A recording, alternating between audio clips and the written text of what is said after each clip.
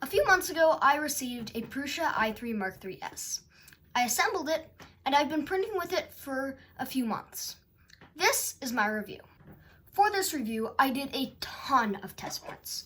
I printed benchies. I printed Joseph Prusa whistles. I printed even more benchies. I printed a ton of things. The assembly was really easy, and you know that it's a really good assembly when you get practically a book for an assembly manual. The assembly was really simple, and I was able to assemble it in about 5 hours. I'm not a speed assembler.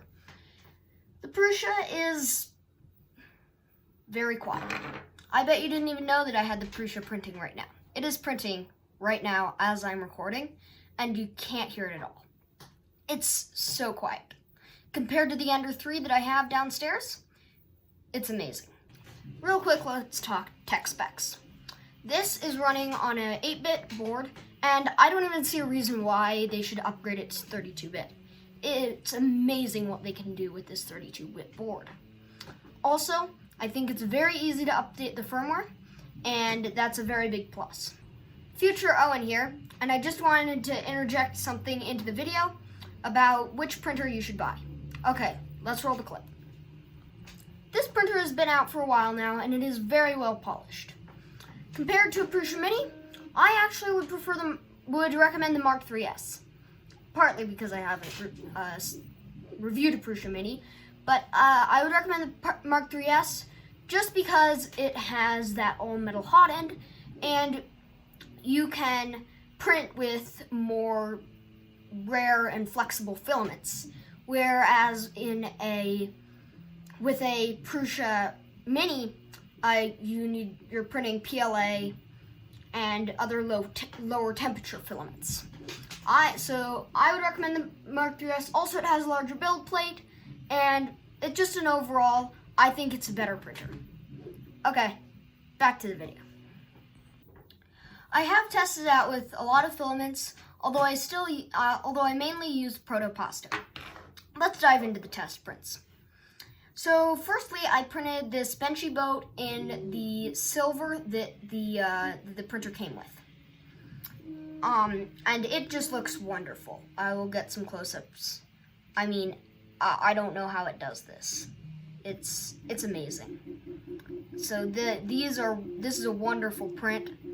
And then I printed, I just looked through the SD card on the Prusa. It came with a few already pre-made things.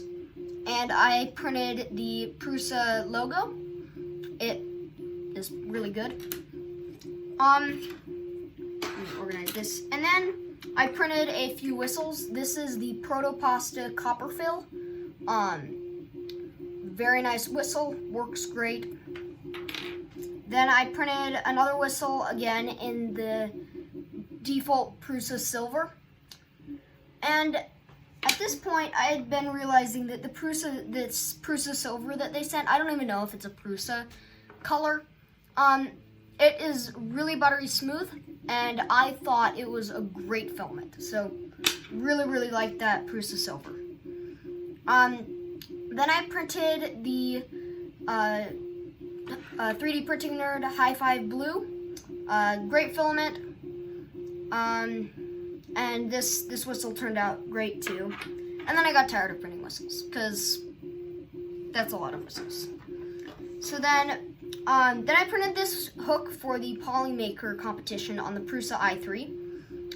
And this is a version 2, and it turned out really well. I don't really have any complaints about it. Super simple print, easy. That wasn't a really hard print.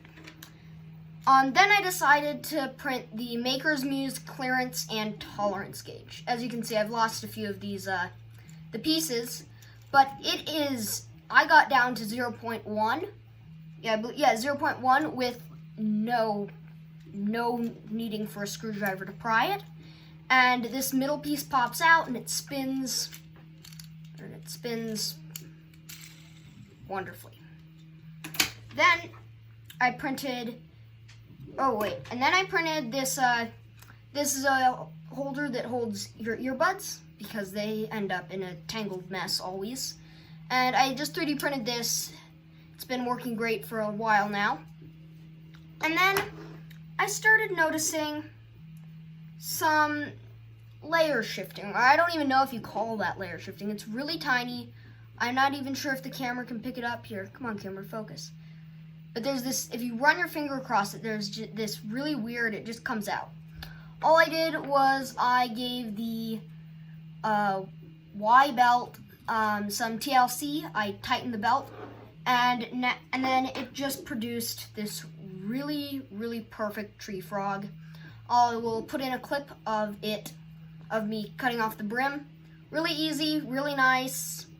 I don't have any complaints about this. This is perfect. Maybe just a tiny bit of... And then, just a sec, let me go grab it.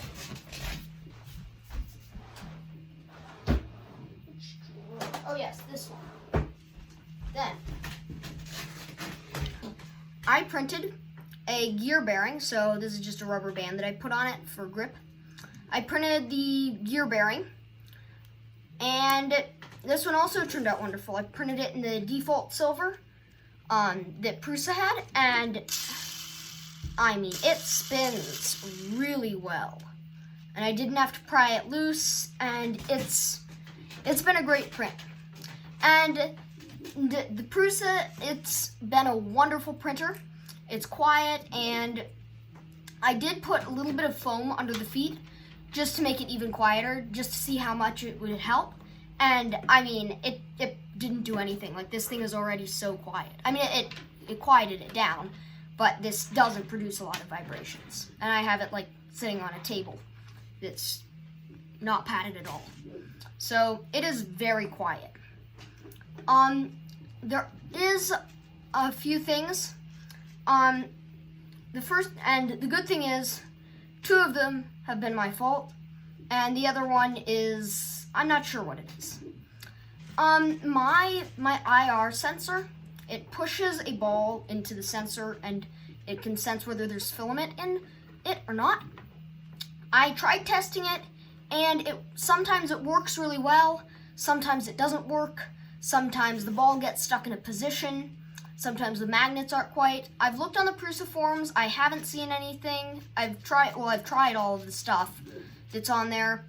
I don't know what's wrong. It's not a huge feature, like if it doesn't work, it's the end of the Prusa. But it is something. Let me know if you have the same problem in the comments below.